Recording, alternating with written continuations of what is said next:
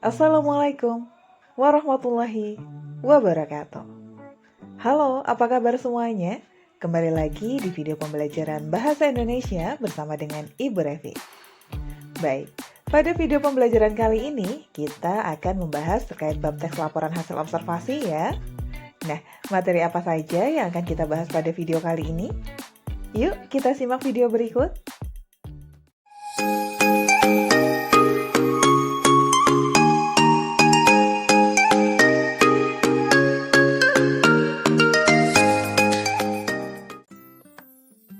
Baik, pada video kali ini kita akan membahas mulai dari pengertian teks laporan hasil observasi, kemudian menyimpulkan isi teks laporan hasil observasi, serta struktur teks laporan hasil observasi.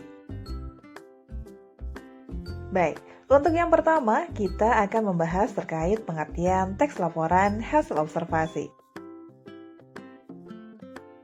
Seperti yang kalian lihat, teks laporan hasil observasi merupakan teks yang berfungsi untuk memberikan informasi tentang suatu objek atau situasi tertentu setelah diadakannya suatu penelitian atau investigasi secara sistematis. Nah, sebelumnya apakah kalian pernah membaca buku seperti buku pengetahuan atau ensiklopedia misalnya? Nah, buku-buku tersebut termasuk contoh dari laporan hasil pengamatan ya, yang dilakukan oleh peneliti terdahulu, yang mana dari buku tersebut kalian dapat memperoleh berbagai ilmu yang sudah tidak diragukan lagi kebenarannya. Karena semua informasi yang disampaikan jelas berisi fakta-fakta yang dapat dibuktikan kebenarannya secara ilmiah. Baik, berikutnya kita akan membahas terkait menyimpulkan isi teks laporan hasil observasi. Nah, sebelum kita bahas lebih lanjut terkait penyimpulan isi teks laporan hasil observasi, sebelumnya apakah kalian sudah paham apa itu simpulan?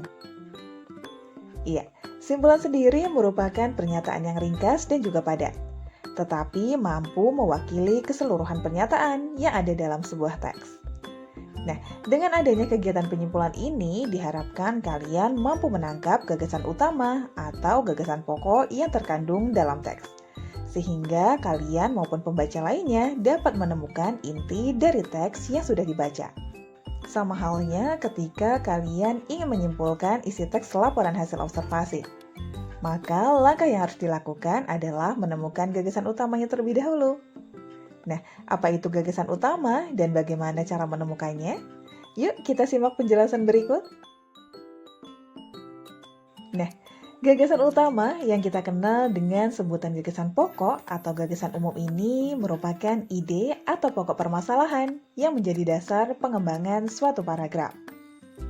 Nah, setiap paragraf setidaknya akan memiliki satu gagasan utama yang letaknya bisa di awal, di akhir, atau bisa juga di awal dan di akhir paragraf. Nah, gagasan utama ini pun biasanya akan tersirat dalam kalimat utama. Oleh karena itu, sebelum menemukan gagasan utama, kalian harus mampu menemukan kalimat utamanya terlebih dahulu. Nah, untuk itu kita akan membahas terlebih dahulu ya, apa itu kalimat utama dan bagaimana cara menemukannya. Baik, seperti yang kalian lihat, kalimat utama merupakan kalimat yang berisi gagasan utama permasalahan yang menjadi dasar suatu cerita atau paragraf. Berbeda dengan gagasan utama, kalimat utama ini letaknya hanya bisa di awal dan di akhir paragraf saja, yang biasanya ditandai dengan adanya pernyataan yang bersifat umum. Nah, agar lebih jelas juga, coba kalian cermati contoh kutipan paragraf berikut. Di sini sudah ada salah satu contoh kutipan teks laporan hasil observasi dengan judul Eceng Gondok. Nah, sebelum kita menentukan yang mana kalimat utama dan yang mana gagasan utama, coba kalian cermati terlebih dahulu paragraf berikut. Nah, apabila kalian cermati, terlihat bahwa teks tersebut membahas terkait tanaman eceng gondok ya, yang termasuk dalam kelompok gulma perairan. Di mana pernyataan tersebut kita ketahui terletak di awal paragraf ya. Nah, secara tidak langsung juga kita sudah menemukan kalimat utama yang ada pada paragraf tersebut. Nah, kalimat inilah yang merupakan kalimat utama yang ada pada paragraf tersebut, yang mana di dalamnya terdapat gagasan utama yang menjadi dasar pengembangan cerita. Nah, agar lebih jelas, coba kalian perhatikan penjelasan berikut. Di sini sudah ada kalimat utama dari paragraf yang sebelumnya sudah kita cermati. Kalimat utama ini utuh ya, tidak ada penambahan atau pengurangan kata sama sekali. Jadi betul-betul murni diambil dari kalimat utama yang ada dalam paragraf tersebut. Sedangkan untuk gagasan utama sudah jelas akan tersirat pada kalimat utama yang sudah kalian temukan sebelumnya. Nah, contohnya seperti berikut. Jadi hanya diambil ide pokoknya saja dari kalimat utama. Namun tetap tidak mengubah atau mengurangi maksud yang hendak disampaikan. Baik, untuk yang terakhir kita akan membahas terkait struktur teks laporan hasil observasi. Seperti yang kalian lihat, struktur teks laporan hasil observasi dibagi menjadi 3 bagian ya. Yang pertama, definisi umum, kemudian deskripsi bagian, dan yang terakhir, simpulan. Nah, agar lebih jelas juga, coba kita akan bahas satu persatu ya, setiap bagian dari struktur tersebut. Yang pertama adalah definisi umum. Definisi umum sendiri sering kita sebut sebagai pernyataan umum atau klasifikasi umum, yang mana isinya berupa gambaran umum tentang objek yang diamati atau subjek yang dilaporkan.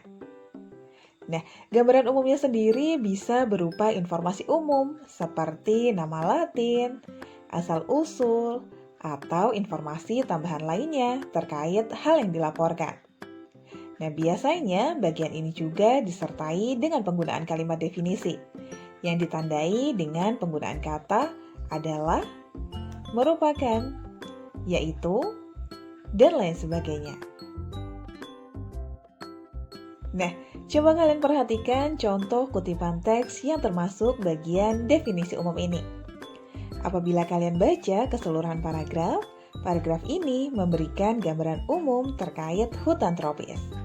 Mulai dari penjelasan apa itu hutan tropis hingga tersebar di wilayah mana saja hutan tropis itu. Terlebih lagi, pada kalimat tersebut ada penggunaan kalimat definisi ya, yang ditandai dengan penggunaan kata adalah.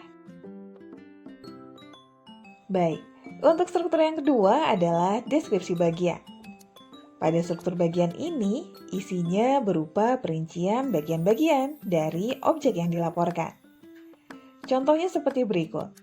Misal objek yang dibahas adalah hutan. Maka isi paragraf tersebut akan mencakup ciri fisik hutan mulai dari tumbuhan atau tanaman, kemudian akar, buah, dan lain sebagainya. Nah, berbeda halnya apabila objek yang dibahas adalah binatang. Maka isi paragraf bisa mencakup ciri fisik hewan, habitat, makanan, perilaku, dan lain sebagainya. Nah, pada bagian ini juga bisa terdapat bagian yang berupa deskripsi manfaat ya, yang mana isinya bisa berupa penjelasan tentang manfaat objek yang diamati atau subjek yang sedang dilaporkan.